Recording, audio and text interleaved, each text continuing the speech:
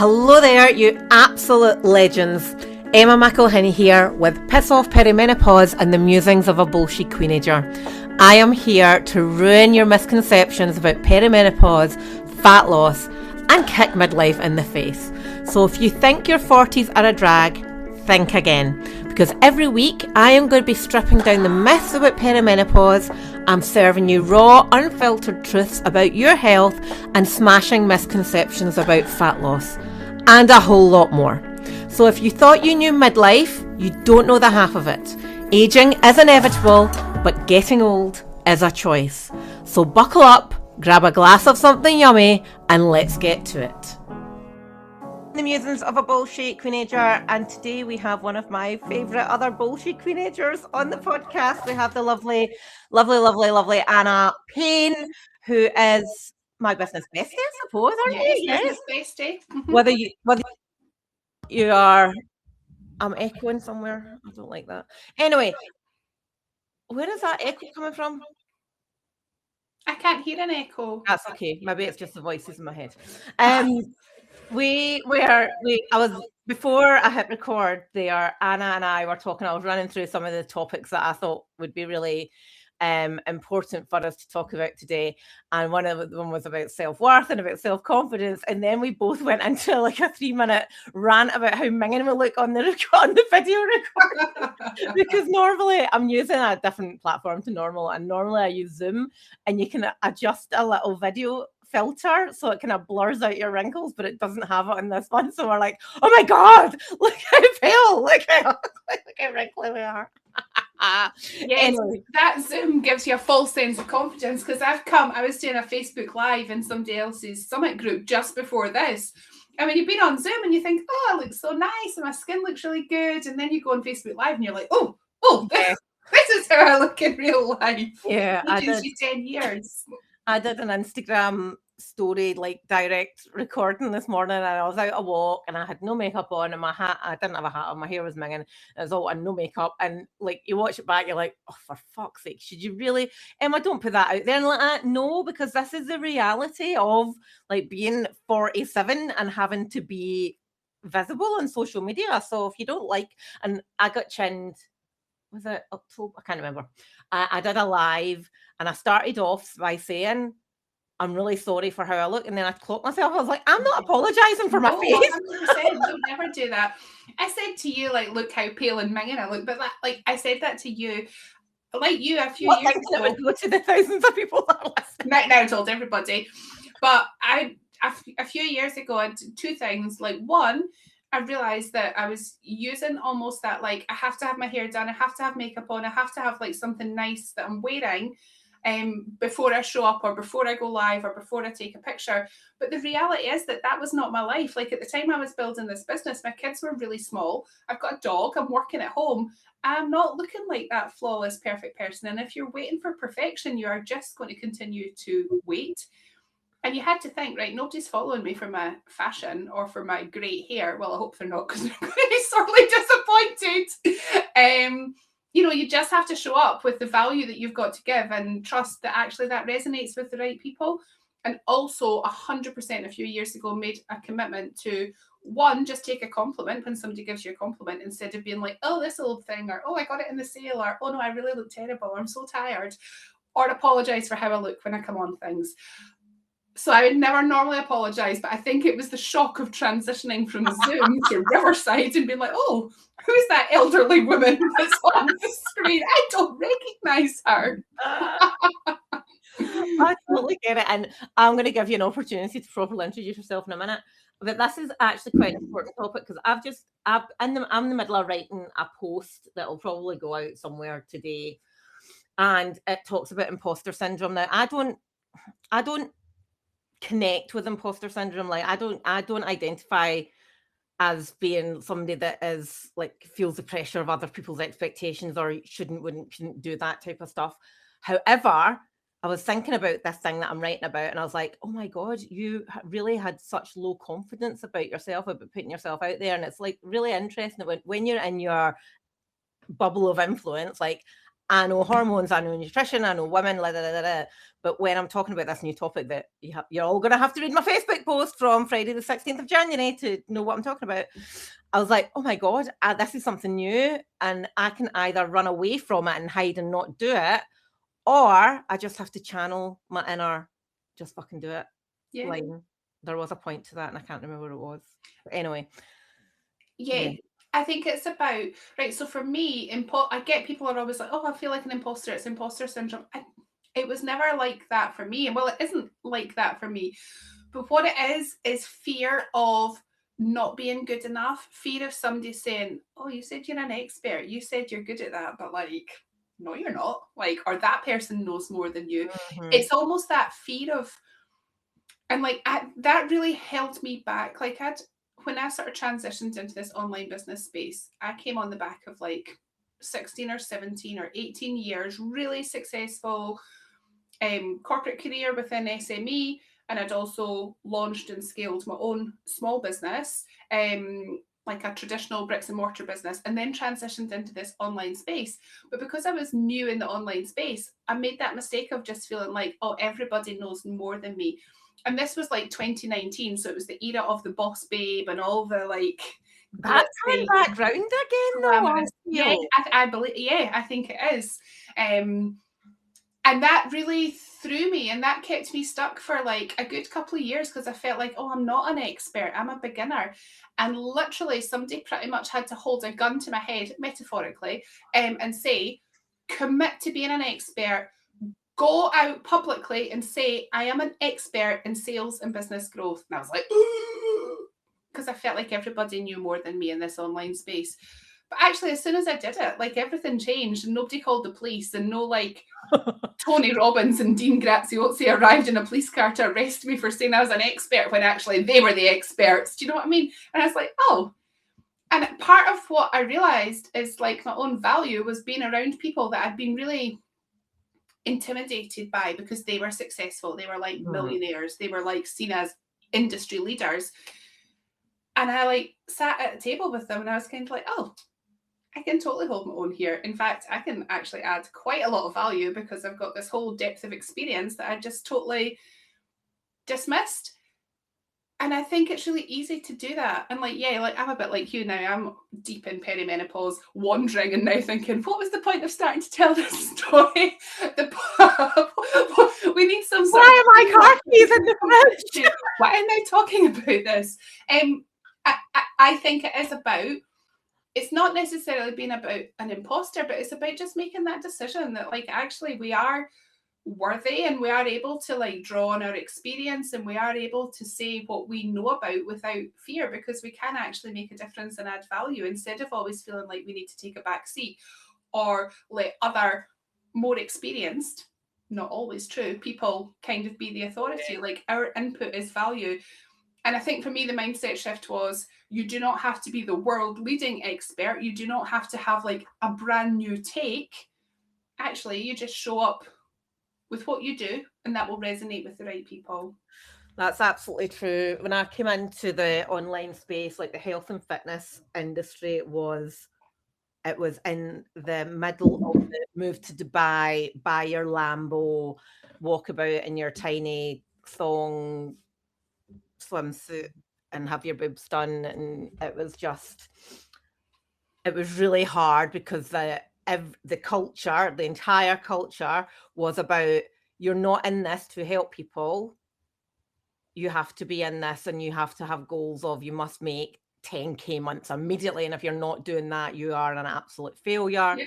And that was a really hard, like, and I've talked about this quite a lot, about this whole mindset that I had to overcome of going, well, people aren't going to want to work with me because I'm Scottish and I'm old and I don't have ripped muscles. Like you and I have talked about this before.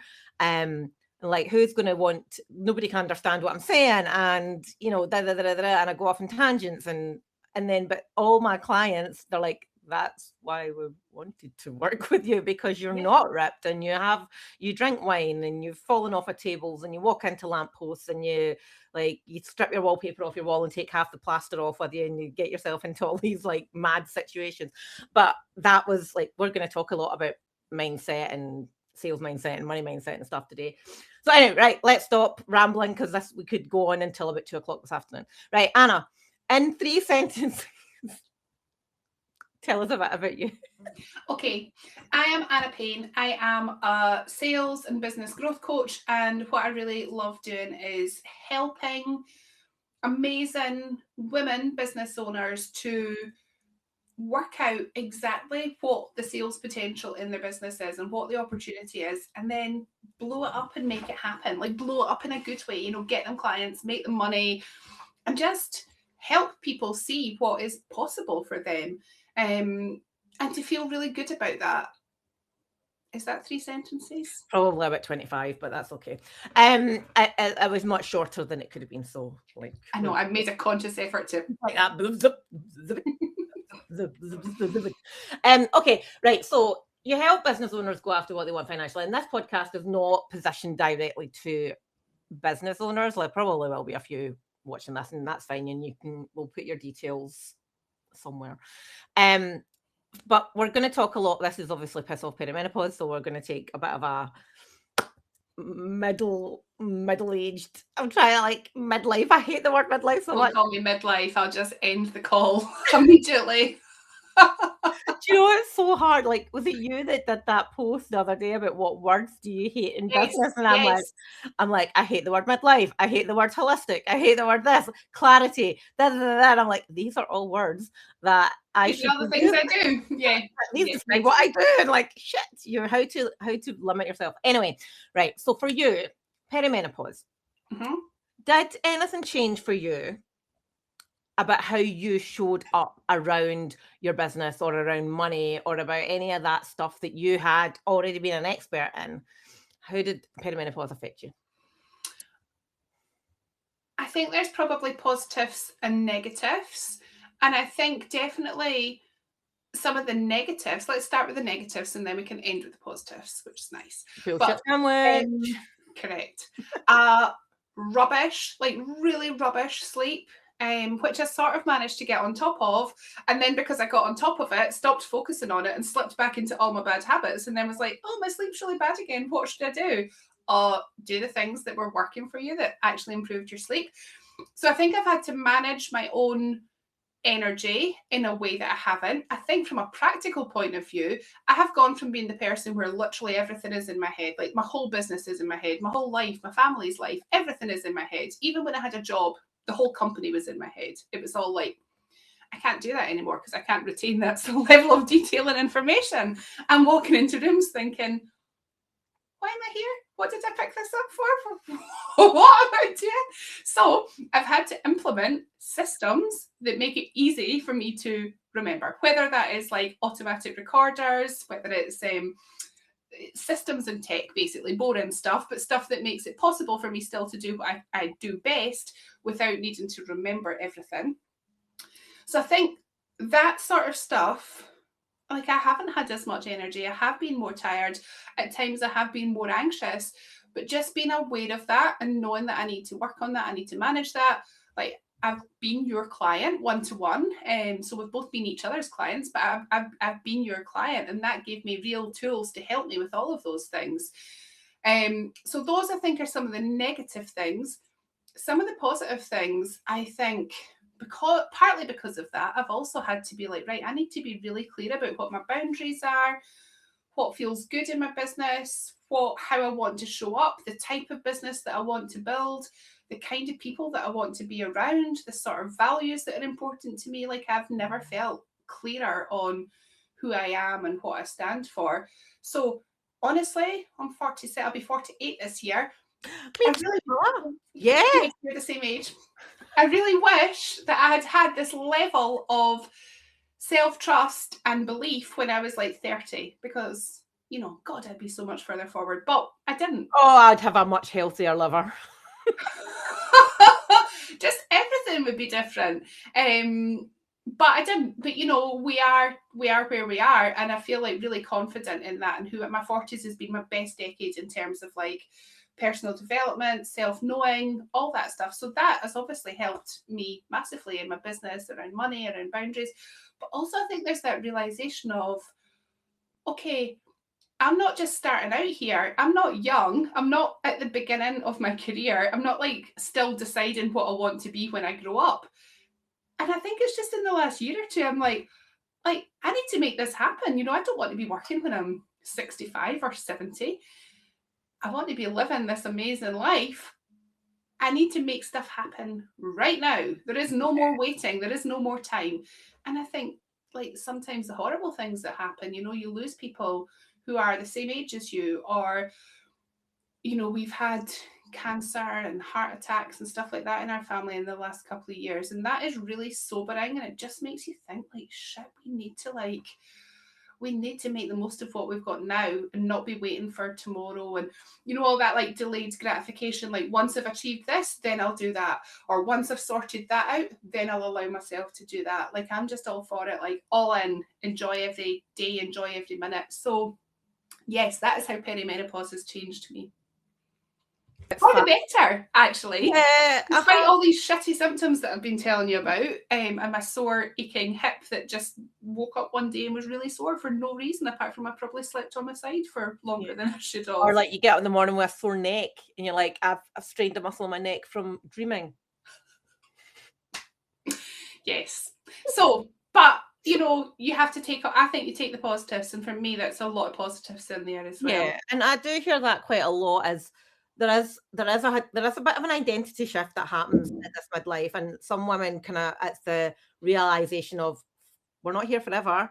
If we want to like do all those things that we said we wanted to do, or if we want to be the mum that we always wanted to be and do the holidays and have the house paid off, we have to take action on it. We can't just Yep. wish for it to happen, because like we're all mature enough to know that wishing on your tooth and the tooth fairy brings you £2 is not going to happen anymore, no matter what Joe Dispenza says. None. So I think I completely resonate with what you're saying. That's a very similar journey to me. Like my perimenopause symptoms are fine. Yeah, fine. Forgetfulness, car keys in the fridge, and my sleep's okay. I did have a period of the weight issues like that. Oh, don't like it. Don't like it.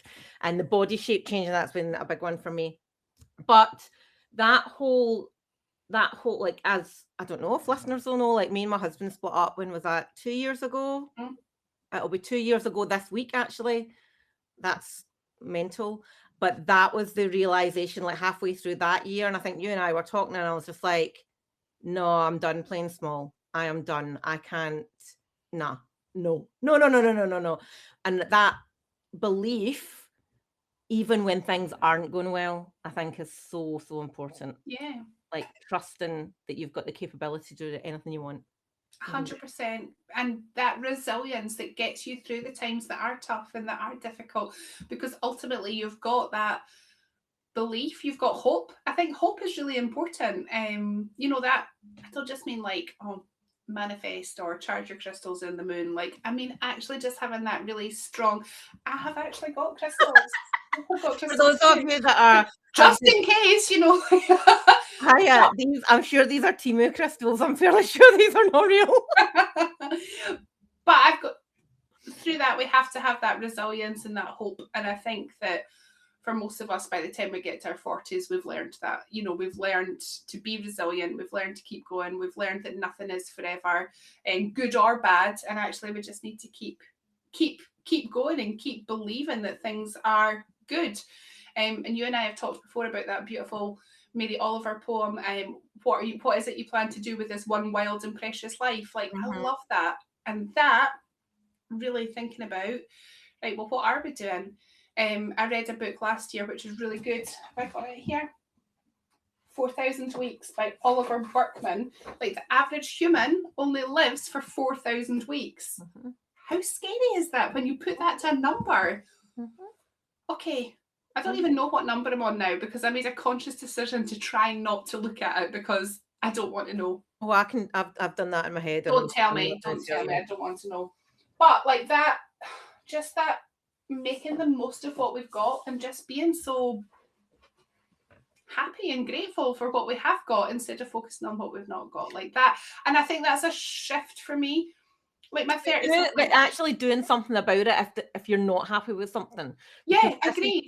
Like this whole like perimenopause, like the women that I work with, and I see there's a huge chunk of people that are just like, well, I just have to ride it out and accept what's happening to me. Like, no, you don't. No, There's no, things I you agree. can do. I agree. Okay, good. I'm glad we agree. Right, let's talk about money, because this is going to have you going off on about 200 different tangents, so I'm probably going to need a notebook to bring this in. Right, you talk a lot in your content about women and money and how it's okay for us to want our own money and to earn our own money. Of course. What do you think is the biggest lie women are told? And I don't know about now because I'm not close to younger women. I don't know any younger women, but what do you think is the biggest lie that women are told about money? And in particular, this kind of era of our lives? I think that I speak to so many women who have guilt and shame around money, guilt and shame around wanting money, guilt and shame around earning money, guilt and shame around charging for their services. And like, why? Why do we have that guilt and shame? Like, those are the enemies of your success and happiness, guilt and shame. And I think people need to really unpick and explore where that comes from. So, like, I had a really happy upbringing.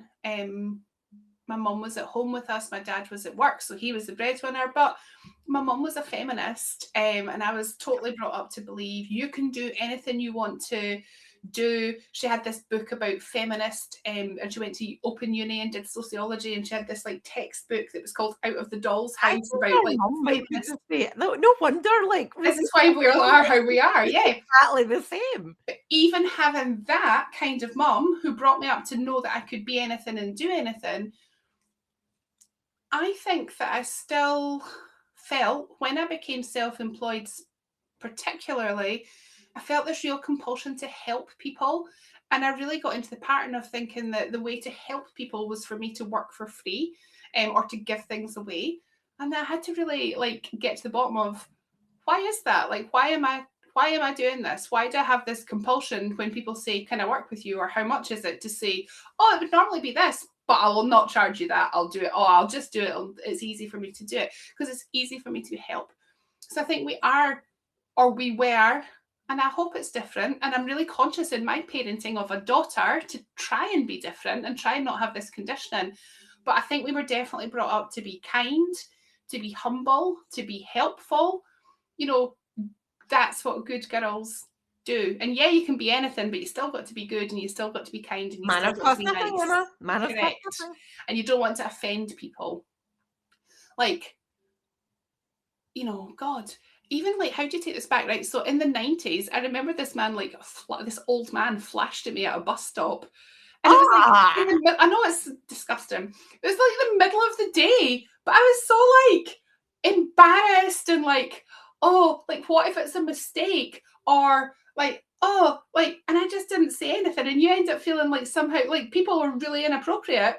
And you're like, oh, well, you know, I don't want to cause a fuss, or I don't want to be rude. And it's the same, the amount of people that like now, you know, as a young woman going out to bars and clubs and stuff and getting really unwanted attention and like terrible. Or even in the workplace when I was younger. I don't have a workplace now, which I'm glad of. But this is it. this is my workplace, my cupboard at home, and nobody's harassing me. But like being polite about it, like sort of like tolerating this stuff. And I hope that has changed now. I hope there is less tolerance for that. You know, there was the whole Me Too movement and girls are aware of it. And like, I really want to bring my daughter up to be like, absolutely not. Like, yeah. I do not owe you politeness. I do not owe you like saving your ego. Absolutely not. Whereas I think I didn't have that confidence as a young girl. I'd been brought up in this very nice and very safe and very kind environment. And then you go out into the world and you're like, oh, all these people like a pack of wolves. But I didn't feel like I had the skills to be able to deal with that. Yeah. Why are we talking about this? How have we got to this from money? I don't know. Let's never ask ourselves that question on any conversation we have, because that would fry our head. But yes, I think it is about, recognizing that some of the things, some of the beliefs that we hold are helpful, and some of the beliefs and patterns of thought that we have are not helpful. Yeah. And as women in business, in entrepreneurship, or just in life with money, I think we have to recognize that some of our conditioning is not helpful when it comes to making money, being a leader. We have to unlearn stuff and we have to replace it with new ideas. Mm-hmm. And I think that's why it's really powerful to be around the right people, people who have similar beliefs, values, challenges, aspirations as you do. Like, how many voice notes do we exchange a week? I don't know. Let's not ask what's up. They're going to start charging us for it. It would be many. But that's because it is really important to be able to tap into that, just that feeling of like, yeah, we're not alone in this. Lots of people want these things. Lots of people aspire to more. Lots of people are in pursuit of more. And actually, there's no guilt or shame about wanting to make money and be successful and have a great life, because really, what else are we here to do? We're here for such a short time. Wild and precious life. Correct. Yeah. I remember like the first time sitting in a room with people who did want to aim for more. And like I talked about the health and fitness industry, and it was all very money driven. And I remember sitting in a room with other people, and they were all talking about, well, I want to make 100 grand a month, and I would like totally aghast. Not that somebody had the audacity to say it, although like that, not the audacity, but that was even doable. Yeah. And like I grew up in a very similar environment as you, and definitely there was a subculture of, money isn't everything, money doesn't bring you happiness, money doesn't grow in trees. Yeah. Nothing out of the ordinary, I don't think, for the kind of the 80s and the 90s. But being in a room with people that are like, do you know what, I want more. I want more. I want abundance. I want to have more than enough. I want to save. I want to give to charity. I want to do all these things. And almost being given that permission that when you see one person say it out loud, you're like, you can actually, I want to have more than just replace my salary. Yeah, of course. I have more than just replace my salary. Am I allowed to want to pay my mortgage off early? Am I allowed to like buy things outright? Like, I think that was really, really powerful. But then as you grow as an individual, like sitting in rooms like with those types of people now are not where I want to be. That's like done with that part. But people with the same similar values, people that push you and challenge you. Like I remember sitting in a room in Lanzarote with you and Claire and Sam, and like it happened to us all at one point. Some would say something and you'd all just launch in that and go back to that point. And it'd be something that you've never even thought about before. They're like, but that's telling me that you've got a bit of a blocker there. Yeah. Like, you've got a bit of something that's stuck in you. And you're like, oh. But it's really similar because it's what I do with clients from a health point of view, and the beliefs that they hold about their body and the beliefs that they hold about them. Like, well, people like me don't do things like that, or that's just the way I am. I'm just a grazer, or I'm just an emotional eater. That's just the way I am. Like that. No, it's not. Like you are born with that. I get that with people who say, oh, I'm not really in this for the money, or I know this business is never going to make money, or I don't think I'll ever get to 6-figure revenue. And I'm the same as you. I'll be like, can we just pause for 1 minute? Like, let's explore this further, please. Where is this coming from? Or, oh, I'm not good at sales. That's all. I'll just get that from everybody. I'm not good at sales, as if it's like a genetic trait that you are born with or not born with. Like it's a gene. You've got blue eyes or brown eyes, you've got curly hair or straight hair, you're good at sales or you're not. And I'm like, no, it's just a skill that you have to learn in your business. It's not like you're predisposed to be good or not good at it. It's just something you have to learn. Like, I'm not good at doing my tax return. I'm not good at doing my VAT return. But you just have to do it. It's just part of part of business. I know. And I'm not good at it. I just hate it. I remember working, this is years and years ago, and I was this women sales expert, and she was like, when you're having a conversation with somebody who wants to buy your services or is inquiring about buying your services and you're offering your services, you're having a sales conversation, but equally the person you're talking to is having a sales conversation because they're selling you something, they're selling you a story, they might sell you an excuse of why they don't want to do it, or like, and it's, you've got to think about, we're all selling something, Yeah. wherever we are. Like, we go into an interview for a job, we're selling ourselves. We go on a date, we're selling ourselves. We put stuff in social media, we're selling a version of ourselves. So that's like, that really helped me just take away that sales being something different from what we do day to day. Yeah, like sales is a separate thing that you need to Uh-huh. have like a separate personality for, and you need to like psych yourself up to do it. It should just be ingrained in It's everything just a that you do. conversation, it's Yeah. relationships, really, isn't it? It's like, if you think that this will help you, then you buy it from me. Yeah. Like, that's really it. There's nothing. And Yeah. I think a lot of people get this fear. I hate selling. I hate selling. I hate selling. You're like, well, you've got a service. It's an exchange. But then the question is, like, do you like helping people and making an impact? Most people are going to say yes. Right. Well, how can you do that unless you have clients? And do you like paying your mortgage every month and having enough money that you can go out and buy your groceries and do whatever else it is you want to do? Maybe book a holiday. Yes. Right. You need to be okay with the fact that you are a business owner. Literally, selling your services is part of your job description. People they start their own business because they're passionate about being a health coach or a life coach or a yoga teacher or an accountant. But actually, if you start your own business, you are also a salesperson. And that's it. Like, you cannot have a business without sales, and you cannot create, even if you say, oh, I'm mission driven, I'm impact driven, it's about helping people. Well, how can you do that unless you have clients? Heart-centered right now. I'm Yes. End of the call. End of the call. That's fine. We don't say heart-centered. Even though, and I was thinking about this, that word heart-centered makes me be like, this is not for me. But it is what we are. I am literally heart on my sleeve. If you hurt my feelings, I don't think I can be your friend anymore because I find that so hard. If I don't like you, if I don't love you, I probably don't want you to be my client because I'm like, I am probably heart-centered to my detriment because I have such a soft heart. But if you call me heart-centered, I'll just be like, no, this service is definitely not for me. Sorry, I'm not your ideal client. I am a midlife holistic health coach. And I'm a midlife heart-centered introvert entrepreneur who sometimes feels overwhelmed. I mean, I'm literally getting marketed to every day, but all of those terms are making me like, no, this is not for me. I'm a midlife holistic health coach that brings clarity to our clients. That's like the worst sentence in the world to me, but it's so true. Yes, but if I read that about you, I'd be like, we're probably not going to be friends. Oh dear. Right, so let's talk about ambition. How do I talk about ambition? When you were younger, were you ambitious? Yes. What were you ambitious for? Well, my earliest ambition that I can remember is that I wanted to live in a really big house in the country. And in my head, it was like a stately home. And I was going to wear a ball gown, a pink ball gown. And I was going to have loads of horses and loads of dogs just running about the grounds.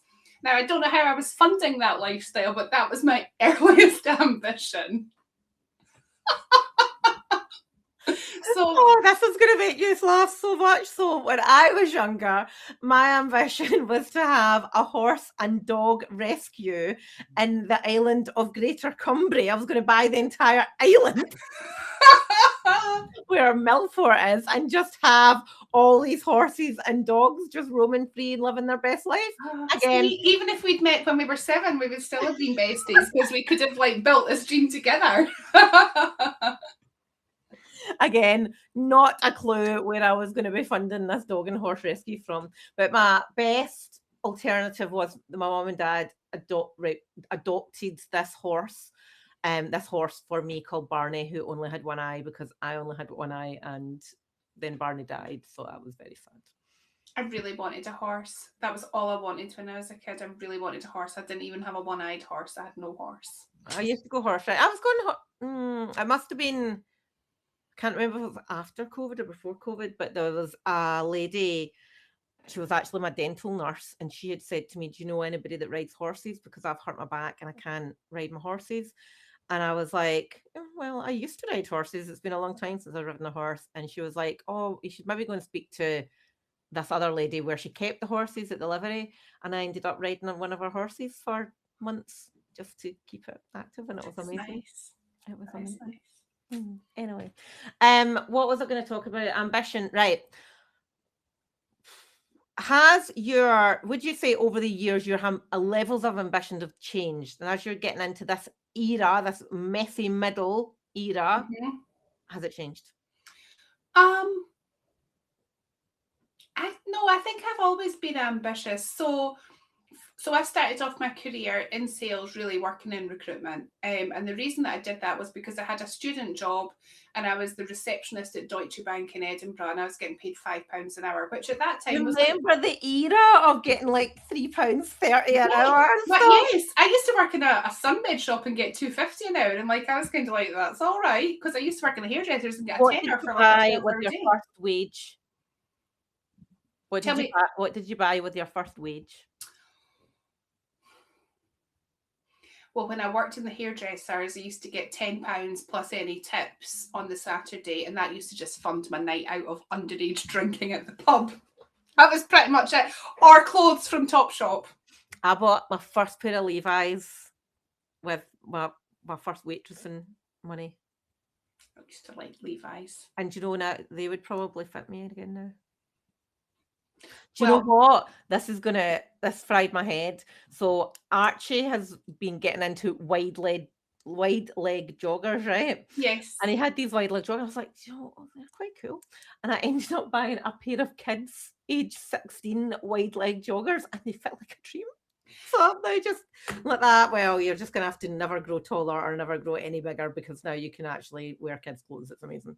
Yes. And what size shoe are you? 5 So you midgets. can get kids' shoes as well. No, well, Adidas have cottoned on, right? So Adidas are small made, and their kids only go up to a 5.5. Oh, really? So, and a women's, I'm a 5.5 or a 6 of Ah. Adidas, but the kids is smaller made, so they're wise. Oh, that's annoying. Yes. But I'm a Nike girl, so I can still get into Right, kids. well, I've got size 9 feet, so there's No, no you're way I'm never. getting kids' You're shoes. never. And poor Ava probably has never won't have been kids' clothes for about 2 years. She's No. nearly taller than you. She's definitely eye to eye with me now. By the end of this year, she'll be taller than me. Archie's taken to patting me in the head now that he's taller. Unraging. Right, okay. There's somebody listening to this right now who has a desire they want more money or they want more financial freedom or they want to make an impact, but they feel that there's no point or they're too old or they feel guilty for wanting more. What would you say to them? There is always a point, and you're never too old. I worked with an amazing client last year who was in her early 70s. Amazing, had this amazing career, really high profile career, had done all these incredible things, had retired, had then decided to run for election, didn't get elected, so decided that instead of being in, I think it was the Scottish Parliament, or maybe it was, anyway, instead of being an MP, she was going to use the next 3 years to actually use all of her knowledge and skills to make an impact and make some money. And I worked with her one to one, and she was over 4 sessions, and she was incredible, and she made money. And she went from that mindset of like, because she'd always been a helper. She was in the health industry. She was a retired nurse and a professor of nursing, and she'd always helped people. She'd always given stuff away for free. So she had to move to that mindset of now I'm a business owner and I charge for my services. And like she's in her 70s, she's amazing. And 100%, I am going to say you're never too old. Also, my uncle, who is almost 90, we lost my auntie a couple of years ago, and he's really good and he keeps himself busy and he goes out walking and he plays his guitar and he plays his music. But he goes to the community centre and plays music for the old people. Like, I think he might be older than them. Like, you're never too old. It's like a state of mind. You just got to do it, and you've got to do it one step at a time, because I think the problem with setting these big wild goals is that we can be here and our goal is all the way up here, right? So that feels so far away. How do you even take action on that? But for me, whether it's a business goal, a lifestyle goal, a personal goal, a family goal, it's like you have to work backwards, right? So this is the end goal. what are the stepping stones? If that's 3 years away, where do I need to be at the end of this year? Right, to be there at the end of this year, where do I need to be by June? Right, if I need to be there by June, where do I need to be by the end of this month? What needs to happen? And like literally breaking it down into micro steps and just committing to taking that action. Like 2 things, imperfect action. Like I really believe in that. And do one thing today that is taking you a step closer to goals. And some days that is a tiny thing. So I started my solo business while I was on maternity leave from my career and my well-paid job. I really didn't want to go back to it, but I had a really good salary and a good package and a big mortgage because we just moved house because we had these 2 little babies. Like, I can't just walk away from that unless I've got something else. So I had to set myself a really big money goal. And I had basically 6 months to make this business work and to show that I was going to be able to replace my income from being managing director of a recruitment company with this baby swim business. And everybody was like, oh, you're mental, you'll never manage that, blah, blah, blah. Anyway, tell me I can't do something and watch me. So I had Ava was 2, Lewis was a newborn. I had to commit to imperfect action because it's not going to be perfect. It's going to be messy and it's going to be like all things are happening trying to get towards this goal. But also I was really busy and you know what it's like. You've got a newborn and you've got a toddler. You do not have a lot of time. But every single day, do one thing today that's just, even if it's a tiny thing that's going to move me closer to that goal where I need to get to, so I can say, actually, here's my letter of resignation. I'm not coming back to this job because I've got this new income. And those habits, obviously my kids are older, they're a lot more self-sufficient now. But those habits of imperfect action and do one thing today, you just scale that up and you do that to move towards your next goal and your bigger goal. And like as I've got more successful and more established, that's grown my confidence. So my goals get bigger. And then your action has to get bigger, but still do one thing today, an imperfect action. And so anybody who's thinking, I don't know where to start, I don't know, I'm too old, I can't do this, this isn't for me, I've left it too late. Like you haven't, it's never too late and you're never too old. And I really truly believe that, but you do have to take action on it. Wanting it is not enough. You've got to start, and you've got to start now, like today. Yeah. Do one thing today. Yeah. It is cute. It's like it's exactly the same in my world as well. Like, if you want health, if you want a thinner body, if you want to be fitter, if you want to be stronger, if you want to be a better example to your kids, like you've got to change. Yeah. You've got to do something different. And I think it's having the courage to write that goal down and to look at it every day. I write mine down this is my daily, and I have been doing this every single day on this notebook. That was the 1st of November for this notebook. I recognise that notebook. No, yes, this is one of yours. Yes. I'm still saving. Write your goals down. You're 42% more likely to achieve your goals. But also, if you write your goals down and then you don't take action on them, you have to sit with the uncomfortable feeling of like, I'm choosing either to actively ignore this or to do something that has taken me in the opposite direction. And over a period of time, psychologically, that creates real sort of cognitive dissonance. And you don't want to do that.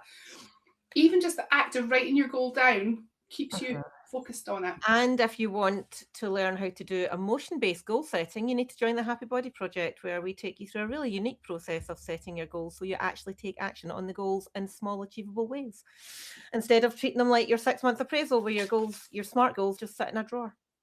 Correct. Ta-da! That was a good shameless plug, wasn't it? It was. That was like smooth, Emma, smooth. I really like that. See? Always on, always on. Right. Anything else that you would like to share with the listeners? I think we have covered wide and varied topics. But what is most important for what's come from our conversation? It's self-belief. It's being willing to put yourself out your comfort zone, being willing that some people are maybe going to think that you look stupid or that you're not for them, but that's okay. It doesn't matter because we're not here to appease everybody. We're not here to make everybody like us or to be polite or to be quiet. We are here for one wild and precious life or for 4,000 weeks or however you want to look at it. So, like, the message from me is go after what you want, make a plan, make it happen, be brave. What is the worst that's going to happen? But surround yourself with people that like love you and encourage you and support you. And like, I have that. I have that in my family. I have that in my relationship. But I also have that in spades from you and other business But friendships mainly me. that I have. Mainly me. Mainly you. Yes, Emma, you are my best Yes. business friend. But like, be around the right people because that is so important. You want people who, when you have an idea, they're like, yes. Or when you are procrastinating, getting in your own way, playing it too small, that people be like, right, listen, get a grip of yourself. You are more than capable of this. What are you doing? And like, Just for the listeners, that is exactly how she says it to you as well, because she has said that to me on more than one occasion. But sometimes we need to hear it. We do need to hear it.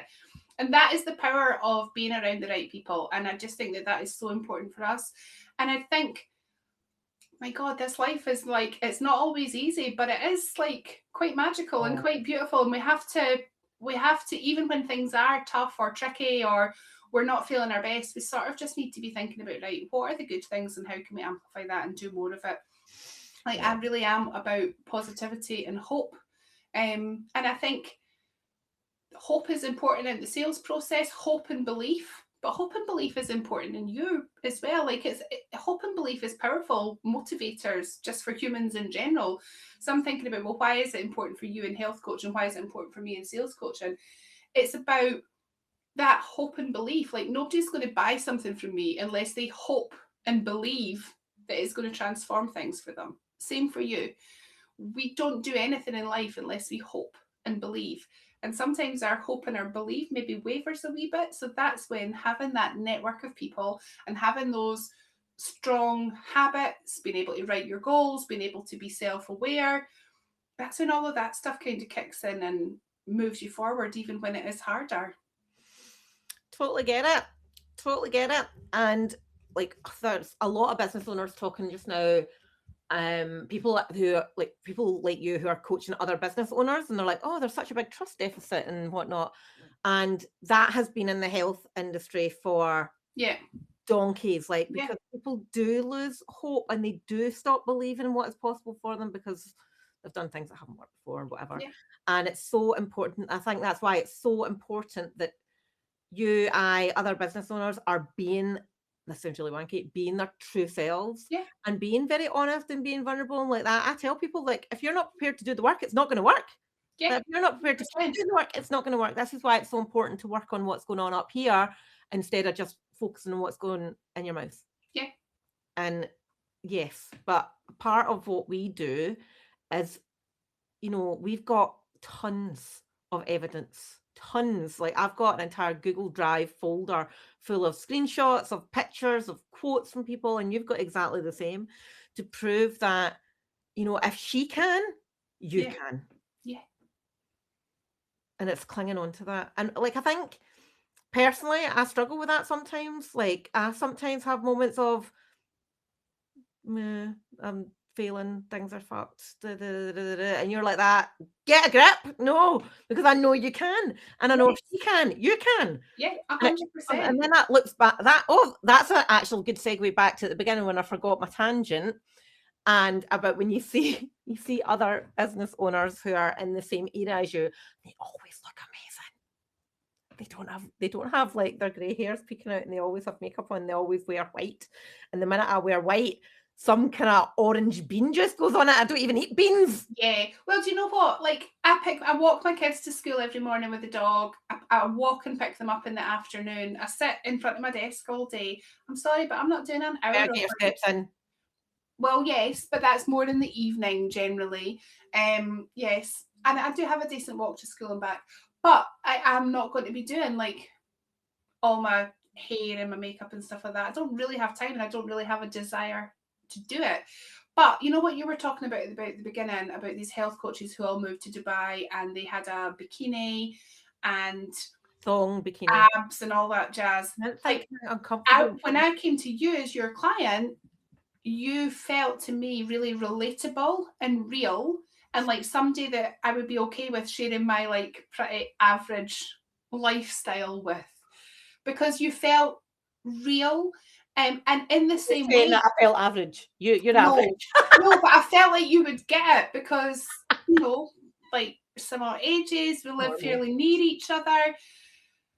You're a mom, you run your own business. Like, you're not selling perfection, you're selling reality and improvement. And I think that that is really powerful. And it's the same when I talked about when I first came into this online business space, and it was the Boss Babe era, and they were all wearing white, and they were all in LA manifesting and being into the moon and money manifestation and all this stuff. And I was kind of like, what? Like, I'd come from a very corporate environment, and I was like, oh, I don't know about any of this stuff. And then I was kind of like, I don't think this is for me.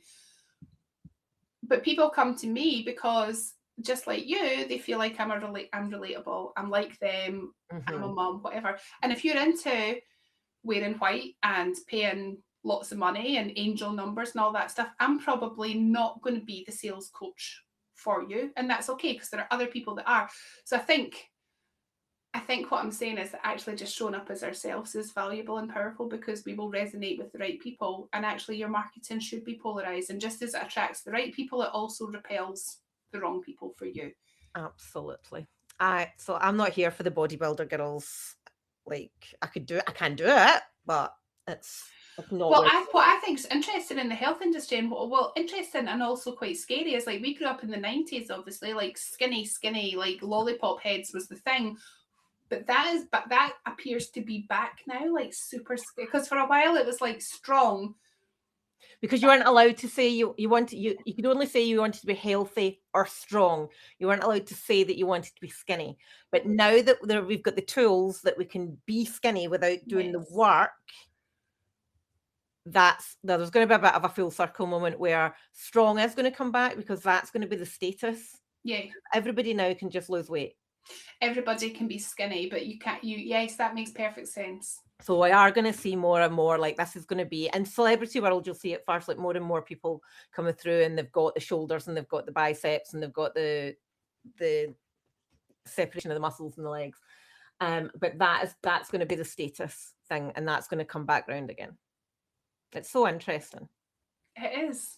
So it is, isn't it? I actually, the email that went out today, which is the 16th of January, I do talk about that quite a lot.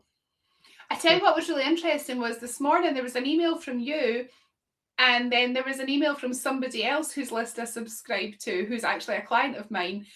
But I started reading the email thinking it was from you, and as I was reading it, I was like, this isn't the stuff that Emma normally talks about. This is really off-brand for Emma. And then I was like, oh, I've just not got my glasses on and I'm reading the wrong email. Welcome to midlife. Yes, welcome, where you have to like wiggle your glasses about to try and see the labels on the food. Like, I don't even know how long this is meant to have. Oh God, I had somebody came to the house yesterday. It was like the mobile tire fitter came to put a new tire on my car.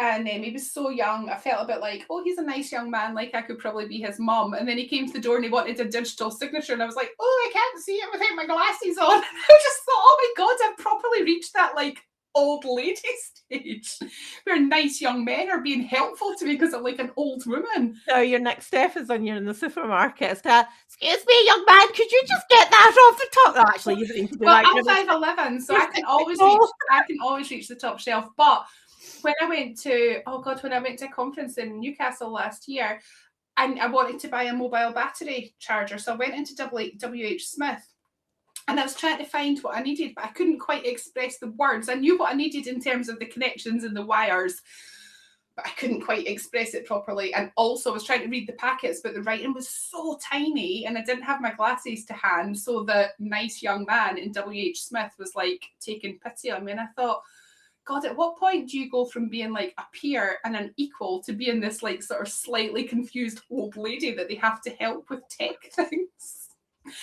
It's very humbling, that experience. It's when where was I? And it was I was in the shop, and it was a mum and her toddler, and the mum had said, "Oh, watch out for that girl there. And I was like looking around for the girl and she meant me. And I was just like, oh my God, I want to lick your face with absolute joy and happiness. Thank you. Call me the old lady over there. I'm going to help out. Sorry, I have dropped something and I can't see it. Right, okay. Thank you, Anna. That was very joyful. It was so joyful. So what will we take away? Do something with your wild and precious life. If you're in perimenopause, you're roughly halfway through. You get to choose whether you're going to be old or just get old, because getting older is inevitable. It's going to happen to us all. Being old is a choice. Yes, I think that's so true. She says as she's desperately getting her fringe cut to hide the wrinkles. And if you have a business, recognize that your business is the vehicle to you enjoying the life that you truly want to have. Like for me, it's not just about the money that you make, but it's about the freedom and the joy that it brings you, because those things are really important. Yes. So 100% go after all your dreams, do the big scary things, and get the right squad of people around you that are going to support you to do that. Those are our takeaways. So after all our hour of talking, that's a 3-minute podcast. Takeaways. Skip to the end. Right. So I'll put Anna's links, and if you've got any freebies or anything, you can put your link there, Anna, too. And you can follow her on Facebook, Instagram, LinkedIn. Yeah, we'll put links. So thanks for listening, everybody. And I won't see you, but you might see me if you watch it on video, but you'll hear me in the next one. Take care.